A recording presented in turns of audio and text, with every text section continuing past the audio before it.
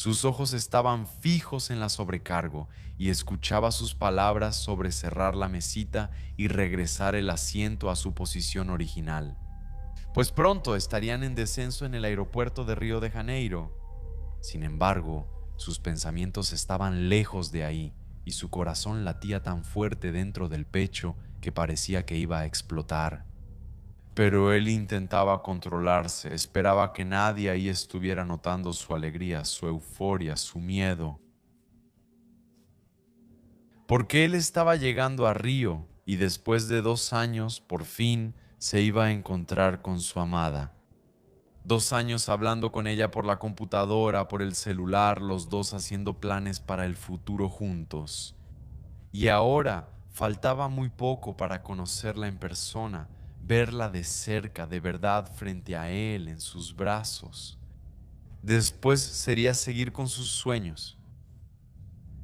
No podría salir mal, pues sí, esto hasta parece el comienzo de una historia de amor, ¿verdad? Pero te lo aseguro, ahí hay un problema. La amada de este hombre tenía apenas 12 años de edad. Soy Marcos Campos y cada semana aquí presento al menos 3 casos criminales, lunes, miércoles y viernes. Así que activa la campanita, deja un like, un comentario, aunque sea un emoji, y si puedes, hazte miembro porque me ayuda mucho en las producciones aquí.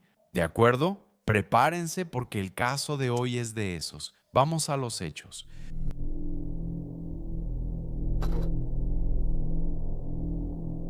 En la mañana del 6 de marzo de 2023, una niña de 12 años salió de su casa, como lo hacía todos los días, para ir a la escuela. Salió alrededor de las 6:30 de la mañana, usando el uniforme y cargando la mochila. La escuela estaba cerca de Barra de Guaratiba, en la zona oeste de Río de Janeiro. Pero ese día ella nunca entró a la escuela para asistir a las clases. A la hora del almuerzo, cuando Alessandra no regresó a casa, sus padres empezaron a sospechar. Lo primero que hicieron fue intentar llamar al celular de su hija, pero el teléfono o estaba apagado o fuera del área de cobertura. Entonces llamaron a la escuela y fue ahí cuando recibieron una información que lo empeoró todo. Alessandra no había entrado a la escuela esa mañana y eso no tenía ningún sentido. Según sus padres, la niña era tranquila, responsable, nunca se había escapado de casa, nunca había hecho eso, no tenía antecedentes. Por ejemplo, con problemas que involucraban a otras personas, siempre seguía la misma rutina. O sea, para la familia no existía un motivo para que ella simplemente desapareciera. Pero dos informaciones empezaron a levantar sospechas. Primero, dentro de la mochila, además del material escolar, Alessandra había llevado un vestido rosa y un par de zapatos nuevos. Lo segundo, algunas personas dijeron que vieron a Alessandra conversando con un hombre desconocido en la puerta de la escuela. A partir de ese momento, para la familia, eso dejó de ser solo un retraso, se convirtió en un caso policial. O início da investigação. Con la niña desaparecida, los padres fueron a la delegación de personas desaparecidas en Río de Janeiro y denunciaron el caso. A partir de ahí comenzaron las primeras diligencias. Los investigadores hablaron con familiares, compañeros de escuela y con las personas que habían visto a Alessandra por última vez, esa mañana. Y en las primeras conversaciones surgió una información muy importante. Algunos meses antes, los padres habían descubierto que su hija tenía una extraña amistad en línea con alguien que ellos no conocían. Según ellos, Alessandra platicaba con un joven que decía vivir en Minas Gerais y que se habían conocido por TikTok. Cuando descubrieron eso, los padres naturalmente se preocuparon. Incluso le quitaron el celular a su hija por un tiempo para cortar ese contacto. En ese entonces, la niña les decía a algunas amigas que ese chico sería su novio. Según lo que ella contaba, él se llamaba Eduardo y tendría unos 16 años, pero los padres nunca confiaron en esa historia. De hecho, sospechaban que ese perfil era falso y que detrás de él podría estar en realidad un hombre adulto mucho mayor. Aún así, después de algunos meses, los padres terminaron devolviéndole el celular a su hija. Según el papá, Alessandra se puso muy decaída durante el tiempo que estuvo sin el teléfono. Ella prometió entonces que ya no hablaría más con ese muchacho y por eso los padres le dieron un voto de confianza y decidieron devolverle el celular nuevamente. Pero ahora, con la niña desaparecida, los investigadores necesitaban considerar todas las posibilidades. Esa, obviamente, también, porque incluso con solo 12 años de edad, entender las relaciones de la víctima, incluso las virtuales, podía ser fundamental para descubrir lo que realmente había sucedido. Mientras tanto, otra información comenzó. Algunas personas que estaban cerca de la escuela esa mañana dijeron que Alessandra parecía tranquila mientras conversaba con el hombre que estaba ahí frente a la escuela, con ella. O sea, todo indicaba que ella no había sido llevada a la fuerza, simplemente se subió a un auto con él y se fue. Y en ese momento nadie tenía la menor idea de lo que realmente estaba pasando. Pero la gran pregunta era quién era ese hombre y a dónde se había llevado a la niña. ¿El mensaje? Con el paso de las horas, la desesperación de la familia solo aumentaba. Amigos y parientes empezaron a ayudar en la búsqueda, ese protocolo estándar. Se pegaron carteles con la foto de Alessandra en varios puntos de la región y el caso también empezó a circular en las redes sociales. La línea de denuncias empezó a recibir información, pero muchas de ellas resultaban ser falsas. Incluso hubo gente que decía haber visto a la niña en diferentes barrios, en diferentes comunidades, y cada nueva información hacía que los padres tuvieran esperanzas. Pero cuando iban a esos lugares no era su hija. En medio de esa desesperación, incluso llegaron a recibir llamadas falsas. Así es, amigos, hay gente mala a ese nivel. Algunas personas enviaron mensajes diciendo que Alessandra había sido abusada y que estaba en cierto hospital, pero nada de eso era verdad. Y la situación se volvió aún más extraña. Al día siguiente, la familia recibió un mensaje enviado desde el celular de la propia Alessandra. Junto con ese mensaje también llegó una foto de la niña dentro de un carro. En ese texto, ella decía que estaba bien y que sus padres debían estar tranquilos, que no se preocuparan. Pero había algo ahí que llamó la atención de inmediato. Una prima de la niña comentó después que el mensaje estaba escrito de una manera muy correcta, con puntuación perfecta, frases completas. Y según esa prima, eso no parecía la forma natural de escribir de Alessandra. Ella no solía mandar mensajes de esa manera. Además, en la foto, la expresión de la niña fue descrita como triste para los investigadores. Entonces, eso levantó una alerta importante. Era posible que alguien hubiera dictado u orientado ese mensaje. Después de eso, su celular volvió a estar apagado. La investigación avanza entonces y es en ese momento cuando surge otra información relevante. Una compañera de la escuela contó que Alessandra había comentado que estaba pensando en viajar a Minas Gerais para encontrarse con su novio virtual. Esa misma persona con la que ella hablaba la había conocido en TikTok. Ahora, para los investigadores, eso ya empezaba a tener cierto sentido. La hipótesis que cobraba fuerza era que alguien la había engañado y había logrado convencerla de irse con él. Pero aún faltaba responder la pregunta principal. ¿Quién era esa persona? ¿Quién era el hombre? Mientras avanzaba la investigación, los policías empezaron a analizar los contactos de la niña en las redes sociales. Era necesario seguir las llamadas, los rastros digitales, el historial de mensajes, las cuentas utilizadas, los dispositivos que tuvieron contacto con el celular de la chica. Y, poco a poco, los investigadores fueron armando las piezas de este rompecabezas y llegaron a una conclusión. El hombre que se había llevado a Alessandra no era un adolescente de 16 años, era un adulto. Su nombre era realmente Eduardo da Silva Noronha, solo que tenía 25 años. Eduardo era originario de Paulo Ramos, una ciudad pequeña en el interior de Maranhão, con cerca de 20.000 habitantes, y según la investigación, el contacto entre los dos no había comenzado recientemente.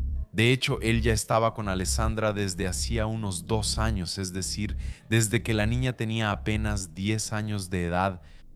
Durante todo ese tiempo, Eduardo mantuvo conversaciones frecuentes con ella por internet. Según los investigadores, él se fue acercando poco a poco, ganando su confianza hasta convencer a la niña de que los dos tenían una relación. Y había otro detalle preocupante ahí en el celular de Alessandra. Existía una aplicación espía, y este tipo de aplicación permite que otra persona monitoree mensajes, la ubicación y varias actividades realizadas en el dispositivo. Según la policía, fue así como Eduardo logró monitorear la rutina de la chica. Él sabía cuándo ella salía de casa, cuándo llegaba de la escuela y cuáles eran los horarios en que ella se quedaba sola. Con esa información, él empezó a planear el encuentro. Eduardo trabajaba y durante un tiempo fue ahorrando dinero. Su plan era viajar a Río de Janeiro, encontrarse con la chica y llevársela con él a São Luís, capital de Maranhão. Y fue exactamente eso lo que pasó. La mañana en que Alessandra desapareció, Eduardo ya estaba en Río de Janeiro. Él había viajado en avión desde Maranhão hasta allá. Creo que todos recuerdan la apertura del episodio, ¿no? Donde narré a un hombre que estaba angustiado, ansioso, tratando de disimular sus emociones mientras el avión estaba en el procedimiento de aterrizaje. Pues sí, después de que aterrizó fue a la escuela de la chica y se encontró con ella. A partir de ese momento los dos comenzaron un viaje de más de 3.000 kilómetros por el país. Pero había un problema ahí, un gran problema, diría yo. Alessandra tenía solo 12 años, no llevaba sus documentos y por eso no podía abordar un avión ni un autobús. Entonces Eduardo tuvo que improvisar y encontrar otra forma de regresar a Maranhão. Y la solución que encontró fue algo, tal vez insólito, que sorprendió incluso a los investigadores. El viaje, cualquiera de las opciones más comunes, digamos, de transporte, requeriría, como vimos, una identificación oficial de la niña. Entonces Eduardo tuvo que encontrar otra forma de zarpar, de salir de Río de Janeiro. Con ella, Eduardo contrató un coche de aplicación para hacer ese largo viaje. El trayecto entre Río de Janeiro y São Luís de Maranhão tiene cerca de 3.100 kilómetros. Dependiendo de las condiciones de la carretera, son de 2 a 3 días de viaje. Según el propio Eduardo contó después, el viaje habría sido agendado cerca de una semana antes. Y el valor pagado por ese trayecto, según consta, fue acordado en aproximadamente 4.000 reales, pero no queda claro si ese viaje fue acordado directamente con el conductor o si sucedió dentro de la aplicación. Lo que se sabe es que los tres pasaron días enteros dentro del auto, el conductor, Eduardo y la chica de 12 años que acababa de desistir. Parecer de Rio de Janeiro. Durante ese periodo, mientras cruzaban varios estados del país por carretera, la familia de Alessandra seguía desesperada, angustiada, sin saber qué estaba pasando ni dónde estaba ella. La única pista concreta era ese mensaje extraño que había sido enviado desde su celular. Mientras tanto, los investigadores seguían intentando rastrear los movimientos digitales involucrados en el caso, hasta que, algunos días después, finalmente apareció una pista clara. Los datos recabados por la investigación indicaron que la niña podría estar realmente en Maranhão. Ante esto, la policía de Río de Janeiro se puso en contacto con los oficiales, los policías civiles allá en São Luís do Maranhão, y a partir de ese momento comenzó una operación conjunta para localizar a Alessandra, porque ahora los investigadores creían que sabían exactamente dónde realizar el rescate. Trabajando en conjunto, ahora, los investigadores de ambos estados lograron localizar una dirección y, por supuesto, fueron allí. Después de algunas investigaciones, los policías llegaron a una propiedad en el barrio de Vineia, en São Luís. Allí había un pequeño departamento tipo estudio, rentada por Eduardo. El 14 de marzo de 2023, 8 días después de la desaparición de Alessandra, los policías fueron al lugar para verificar la situación. Cuando llegaron, intentaron comunicarse en la puerta del inmueble. Mientras los agentes estaban ahí, tratando de entender si había alguien dentro de esa casa, una niña apareció en la ventana. Así es, era Alessandra. En ese momento, los policías tuvieron la certeza de que habían encontrado a la víctima, a quien buscaban desde hacía más de una semana. Según el delegado Marconi Matos, responsable del caso, la niña estaba siendo mantenida dentro de ese departamento y no podía salir sola. La situación fue caracterizada como secuestro y privación ilegal de la libertad. Alessandra fue retirada inmediatamente del lugar y llevada para recibir atención. Ella quedó bajo el cuidado del Consejo Tutelar en la Casa de la Mujer Brasileña en São Luís, un centro de atención para víctimas de violencia. Mientras tanto, allá en Río de Janeiro, los padres recibieron la noticia que estaban esperando desesperadamente desde hacía días. Su hija había sido encontrada, estaba bien, viva. El alivio fue enorme. Ahora el desafío era otro, tenían que viajar hasta Maranhão para buscar a Niña. Como Alessandra no tenía documentos, los padres tendrían que ir hasta allá personalmente para llevarla de regreso a casa. O sea, además del viaje de ida, tendrían que comprar 3 boletos de regreso, un gasto inesperado. Pero en ese momento nada de eso importaba, ¿verdad? Lo que realmente importaba era que su hija había sido encontrada y pronto estaría de regreso en casa con la familia. Y mientras tanto, Eduardo fue arrestado y a partir de ahí, el caso siguió su curso en la justicia.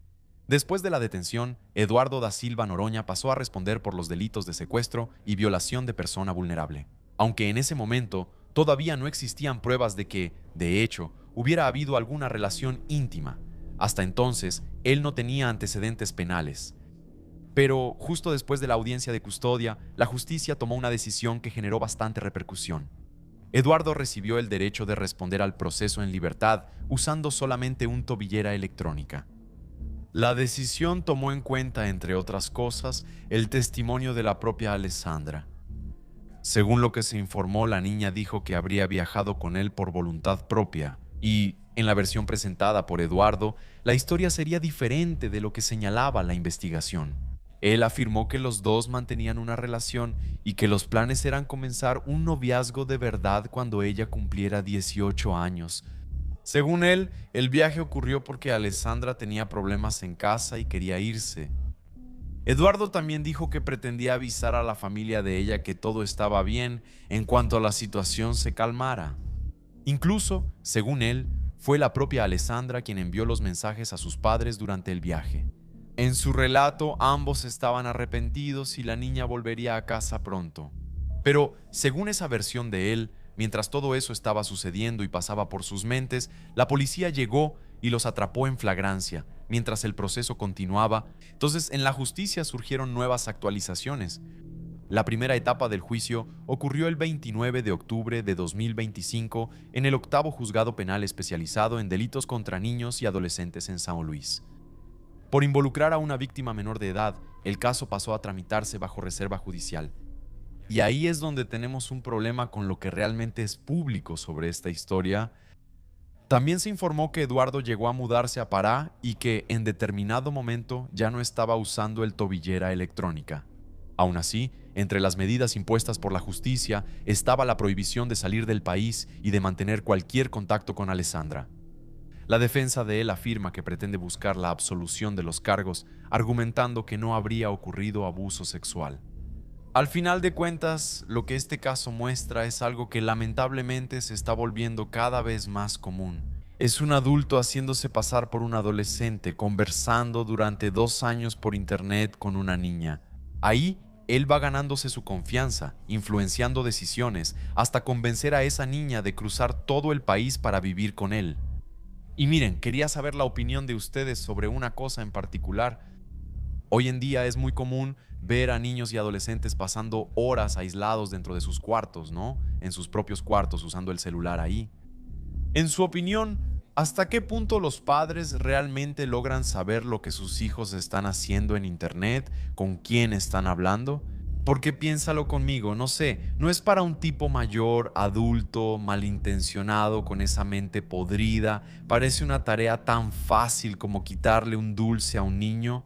Hacerle un lavado de cerebro a un niño de entre 10 y 12 años no es un peligro enorme. Ahora espero el desenlace de esa historia.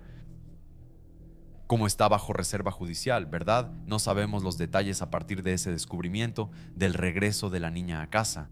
No sabemos si la investigación descubrió o no, a través de algún informe, de algún examen, si hubo o no algún elemento que pueda agravar más el crimen, ¿verdad? Por ahora es lo que sabemos.